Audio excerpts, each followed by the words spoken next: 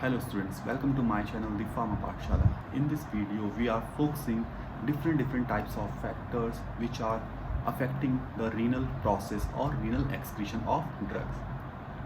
And we will know how clearance, age, sex, drug interaction affects the elimination of drug.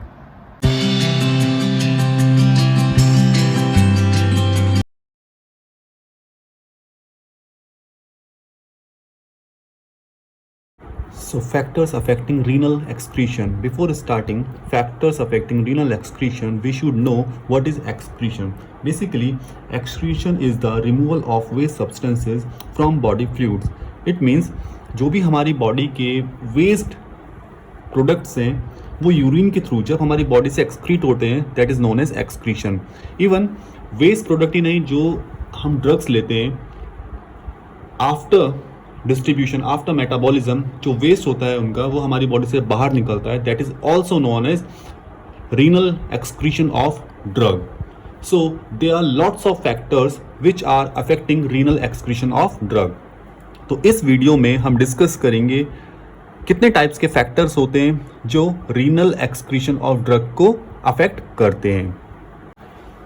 So let's take the first important factor, that is physicochemical property of drug. So students, physicochemical property means its physical and chemical property of drug. So it include molecular size, pKa and lipid solubility. So physicochemical property के अंदर जो first parameter हम ले रहे हैं वो है molecular size.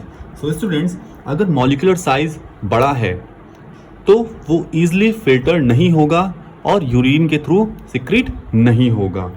For example, अगर मॉलिक्यूलर साइज 300 डाल्टन से कम है, if the molecular size is low और लेस देन 300 डाल्टन और वाटर सोल्यूबल, तो वो ड्रग ईजिली सिक्रीट होगी यूरिन से. मीन्स वो रैपिडली सिक्रीट हो जाएगी यूरिन से.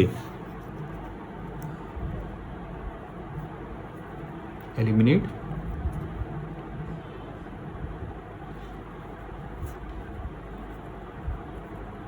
Rapidly. If molecular size 300 to 500 Dalton के बीच में है तो वो यूरिन के थ्रू या बाइल के थ्रू सिक्रीट होगी.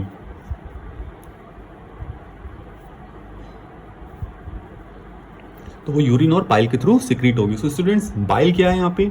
Bile means basically bile is a brownish alkaline liquid secreted by the liver and it is stored in gall bladder. तो बेसिकली बाइल कहाँ से सिक्रीट होता है? लीवर से सिक्रीट होता है और एक ऐसा होता है ब्राउनिश कलर का एक एल्कलाइन लिक्विड होता है. नेक्स्ट, अगर मॉलिक्यूलर साइज 500 डाल्टन से इंक्रीज है तो वो ड्रग कहां से सिक्रीट होंगी? वो ड्रग सिक्रीट होंगी बाइल से.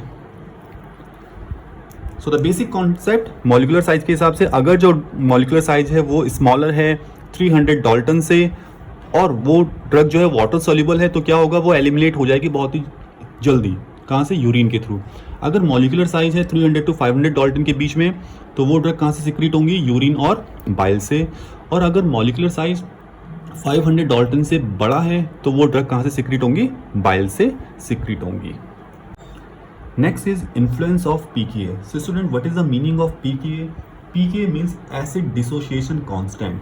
It means acid dissociation constant. Basically, it is used to indicate the strength of an acid. अगर आपको ये देखना है कि भाई एसिड की स्ट्रेंथ कैसी है, वीक एसिड है या स्ट्रॉन्ग एसिड है, तो by using this pKa we can easily find the strength of an acid.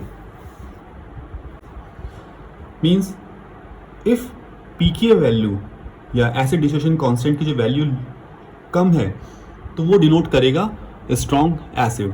So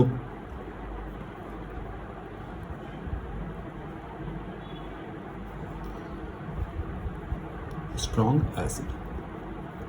If pKa की वैल्यू हाई है तो वो क्या करेगा, वो डिनोट करेगा वीक एसिड को। सो एसिडिटी और जो बेसिसिटी होती है वो क्या रोल प्ले करेगी रीनल एक्सक्रीशन ऑफ ड्रग में। अगर यूरिन एसिडिक है तो जो बेसिक ड्रग है वो ईजिली सिक्रीट होंगी थ्रू द यूरिन, और अगर यूरिन बेसिक है, हाई क्वांटिटी में बेसिक है, तो जो एसिडिक ड्रग होती हैं वो क्या करेंगी, सिक्रीट करेंगी ईजिली। तो डिपेंड करता है कि जो एसिडिटी और बेसिसिटी है हम उसको इंक्रीज या डिक्रीज कैसे कर सकते हैं। नेक्स्ट पैरामीटर इज लिपोफिलिसिटी और lipophilicity. So lipophilicity is also affect the renal excretion of drug. अब जैसे कोई पोलर ड्रग है, पोलर मीन्स जो वाटर सोल्यूबल है और आयोनाइज्ड है। कंडीशन क्या है, अगर पोलर है और आयोनाइज्ड है तो वो रीएब्जॉर्ब नहीं होगी, पुअरली रीएब्जॉर्ब। इट मीन्स जो लास्ट पैरामीटर होता है जहाँ से हमारी ड्रग एक्सक्रीट होती है, अगर ड्रग वहाँ पे रीएब्जॉर्ब हो जाए तो उसका रेट ऑफ एक्सक्रीशन कम हो जाता है। सो कंडीशन क्या है, अगर पोलर ड्रग है और आयोनाइज्ड ड्रग है तो वो पुअरली रीएब्जॉर्ब होगी। इट मीन्स एक्सक्रीशन बहुत फास्ट होगा। अब लिपोफिलिसिटी भी क्या है, एक इंपॉर्टेंट रोल प्ले करती है कि अगर ड्रग लाइपोफिलिक है, मीन्स लिपिड सॉल्युबल है, तो वो लास्ट में जाकर के दोबारा से रीएब्जॉर्ब होगी। जैसा कि मैंने बताया, अगर ड्रग रीएब्जॉर्ब होगी तो उसका जो एक्सक्रीटरी टाइम है, जो एक्सक्रीशन टाइम है वो इंक्रीज हो जाएगा, मीन्स दोबारा से ड्रग एब्जॉर्ब होगी, जिसके थ्रू उसकी हाफ लाइफ भी इंक्रीज हो जाएगी। तो लिपोफिलिसिटी के थ्रू जो ड्रग लिपिड सॉल्युबल हैं वो लास्ट में जाकर के दोबारा से रीएब्जॉर्ब होती है, जिसकी वजह से रेट या रीनल एक्सक्रीशन टाइम जो होता है वो इंक्रीज हो जाता है। और जो ड्रग अनआयोनाइज होती हैं लेकिन पोलर होती हैं, पोलर मीन्स वाटर सॉल्युबल होती हैं, वो रीएब्जॉर्ब नहीं होंगी और उनका एक्सक्रीशन बहुत फास्ट होगा। तो सिंपली लिपोफिलिसिटी भी एक इम्पैक्ट डालती है। अगर ड्रग लिपोफिलिक है तो वो रीएब्जॉर्ब होगी और उसका एक्सक्रीशन स्लो होगा, और ड्रग अगर लिपोफिलिक नहीं है, वाटर सॉल्युबल है, मीन्स पोलर है, तो उसका एक्सक्रीशन बहुत फास्ट होगा। So for example weakly acidic non polar drug, yes यहाँ पे क्या है, नॉन पोलर ड्रग है जो वाटर इनसॉल्युबल है, सच एज फिनेटोइन, और weakly basic non polar drug such as propoxyphene. जो इनका एक्सक्रीशन रेट होता है वो क्या होगा, लो होगा। जैसे कि मैंने बताया था, अगर यूरिन की पीएच मीन्स जो उसकी एसिडिक पीएच है वो अगर इंक्रीज हो तो क्या होगा, ड्रग रैपिडली एक्सक्रीट होगी। तो यहाँ पे क्या है कंडीशन, फिर दोबारा से according to that theory, non polar drug है, वाटर इनसॉल्युबल है। मैंने बताया था आपको, अगर वो आयोनाइज्ड हो और वाटर सॉल्युबल हो तो वो रीएब्जॉर्ब नहीं होगी, मीन्स वो जल्दी से एक्सक्रीट हो जाएगी। Another one, a strong acidic drug such as chromoglycic is completely ionized, therefore not reabsorb, the rate of excretion is always high. It means जो chromoglycic है वो कैसा होता है, strong acidic drug है और ionized है, second condition is ionized, तो इसीलिए ये लास्ट में reabsorb नहीं होगी, so that's why the rate of excretion is always high. तो स्टूडेंट्स कंडीशन क्या होंगी, ionized हो या पोलर हो तो वो भी क्या होगी, बहुत जल्दी एक्सक्रीट हो जाएगी, उसका एलिमिनेशन बहुत जल्दी हो जाएगा। Next important factor is plasma concentration of drug. So students, plasma concentration is directly proportional to excretion. It means अगर plasma concentration of drug high है तो एक्सक्रीशन, रेट ऑफ एक्सक्रीशन भी हाई होगा। इफ ड्रग की plasma concentration low है तो rate of excretion भी low होगा। So basically glomerular filtration and reabsorption are directly affected by plasma drug concentration, because plasma drug concentration is directly proportional to excretion. अगर PC increase होगा तो rate of excretion भी increase होगा। Next factor is distribution and binding characteristics of the drug. Basically, clearance is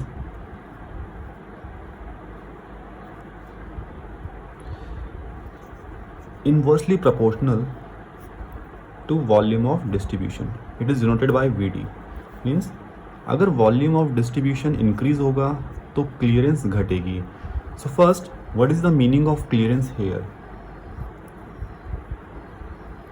clearance.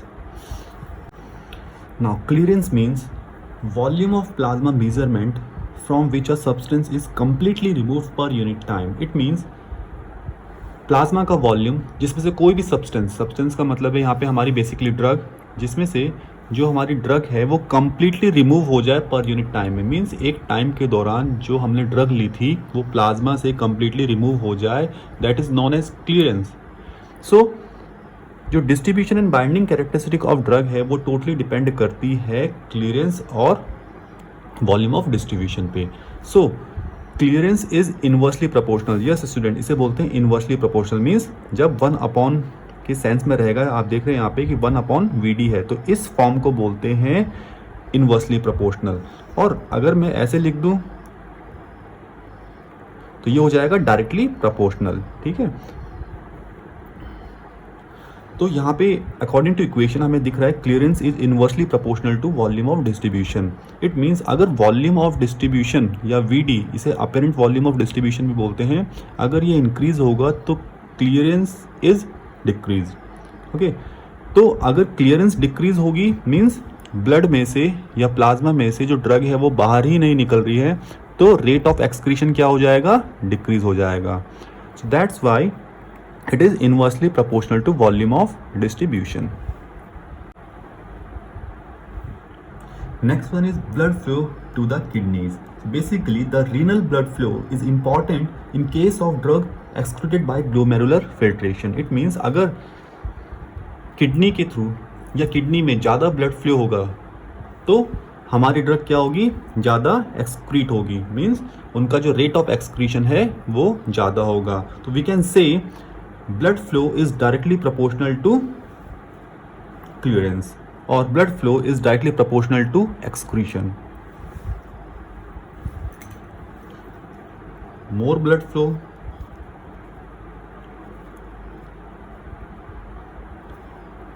more excretion.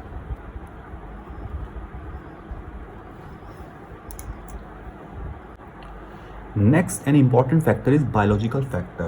Biological factor means age, sex, genetic material, circadian rhythm, etc. alter drug excretion. जो ये factor होते हैं like age, like circadian rhythm, like genetic factor, ये भी क्या करते हैं, drug के एक्सक्रीशन को ऑल्टर करते हैं, उस पर इम्पैक्ट डालते हैं। If I talking about gender, so जो रेट ऑफ एक्सक्रीशन है वो फीमेल्स में 10% कम होता है एज़ कम्पेयर टू मेल्स। और जो न्यू बॉर्न बेबीज़ होते हैं, अगर हम एज की बात करें तो जो न्यू बॉर्न बेबीज़ होते हैं उनमें 30 to 40% लेस एक्सक्रीशन होता है एज़ कम्पेयर टू एडल्ट्स। और जो ओल्ड पेशेंट होते हैं उनमें due to reduce of GFR, तो जो एक्सक्रीशन है, रेट ऑफ एक्सक्रीशन है ड्रग का, वो भी स्लो हो जाएगा, क्योंकि GFR जो ग्लोमेरुलर फिल्ट्रेशन रेट है या फिल्ट्रेट रेट है वो डाउन हो रहा है, तो जिसकी वजह से उनकी जो एक्सक्रीशन प्रोसेस है वो स्लो हो जाएगा। तो टोटली डिपेंड करता है बायोलॉजिकल फैक्टर, एज और सेक्स और जेनेटिक मटेरियल पे। Next factor is drug interaction. जब कोई ड्रग इंट्रैक्ट करती है तो कई बार protein drug binding characteristic, renal flood flow, active secretion या यूरिन pH में चेंजेस देखने को मिलते हैं, जिसका डायरेक्ट इम्पैक्ट पड़ता है क्लियरेंस ऑफ ड्रग में। तो जिसकी वजह से क्या होगा, या तो एक्सक्रीशन रेट जो है वो इंक्रीज हो जाएगा या वो डिक्रीज हो जाएगा। So that is known as drug interaction in renal excretion. जो ड्रग इंट्रैक्शन होता है वो डिफरेंट टाइप का हो सकता है। तो फर्स्ट पैरामीटर है अल्ट्रेशन इन PD binding. PD means plasma drug binding. सो प्लाज्मा ड्रग बाइंडिंग में क्या होता है, जब हम दो ड्रग एक साथ लेते हैं तो मोस्ट ऑफ टाइम या सम टाइम जो सेकंड ड्रग होती है वो फर्स्ट ड्रग को डिस्प्लेस कर देती है, मीन्स उसके प्लेस पे आ जाती है, जिसकी वजह से क्या होगा, जो प्लाज्मा ड्रग बाइंडिंग है वो इंक्रीज़ हो जाएगी। और प्लाज्मा ड्रग बाइंडिंग इंक्रीज़ होने की वजह से जो ड्रग है वो बाउंडेड फॉर्म में हो जाएगी। और एज यू नो, अगर ड्रग बाउंडेड फॉर्म में होगी तो उसका रेट ऑफ एक्सक्रीशन कम हो जाएगा, मीन्स वो ज़्यादा क्वांटिटी में प्लाज्मा प्रोटीन के साथ बाइंड हो गई है, तो इस वजह से उसका रेट ऑफ एक्सक्रीशन लो हो जाता है। Example of PD binding is gentamicin और फ्यूरोसिमाइड। जब हम जेंटामाइसिन के साथ फ्यूरोसिमाइड देते हैं तो फ्यूरोसिमाइड जेंटामाइसिन को डिस्प्लेस कर देती है, जिसकी वजह से नेफ्रोटॉक्सिसिटी कॉज होती है। Next is alteration of urine pH.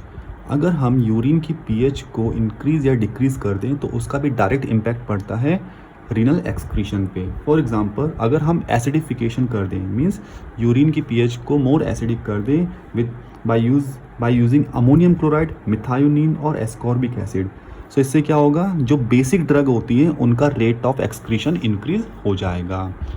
Same अगर हम एल्केलाइनाइजेशन कर दें with the help of citrates, tartrates, bicarbonates and carbonic anhydrase inhibitors, तो इससे क्या होगा, जो एसिडिक ड्रग होंगी उनका excretion, rate of excretion increase हो जाएगा। तो इस तरीके से हम यूरिन के पीएच में अल्ट्रेशन करने से रेट ऑफ एक्सक्रीशन को इंक्रीज और डिक्रीज कर सकते हैं। Next factor is disease state, renal impairment. Renal dysfunction impairs the elimination of drugs, especially those that are primarily excreted by the kidneys. जो रीनल डिसफंक्शन है किसकी वजह से हो सकता है, हाइपरटेंशन, डायबिटीज़, हाइपोवोलेमिया या some kind of nephrotoxic agent like aminoglycosides और हैवी मेटल्स। इनकी वजह से जो रीनल इम्पार्टमेंट है या रीनल डिसफंक्शन है वो कॉज हो सकता है। अब रीनल डिसइंफेक्शन हो गया या डिसफंक्शन हो गया तो क्या होगा, जो हमारा रेट ऑफ एक्सक्रीशन है या रेट ऑफ एलिमिनेशन है उस पर भी इम्पैक्ट पड़ेगा, मीन्स वो भी डिक्रीज हो जाएगा। अब अगर जो GFR है, ग्लोमेरुलर फिल्ट्रेशन रेट, उसमें डिसफंक्शन हो जाए तो क्या होगा, जो यूरिया का लेवल है हमारे ब्लड में वो इंक्रीज हो जाएगा, जिसकी वजह से जो डिजीज़ हो जाएगी, that disease is known as uraemia. अब इस कंडीशन में जो ड्रग है वो क्या होती है, एक्यूमुलेट हो जाना शुरू हो जाएगी हमारी बॉडी में। जब ड्रग एक्यूमुलेट होना शुरू हो जाएगी तो इससे टॉक्सिसिटी कॉज हो जाती है और जो रेट ऑफ एक्सक्रीशन है वो भी लो हो जाएगा।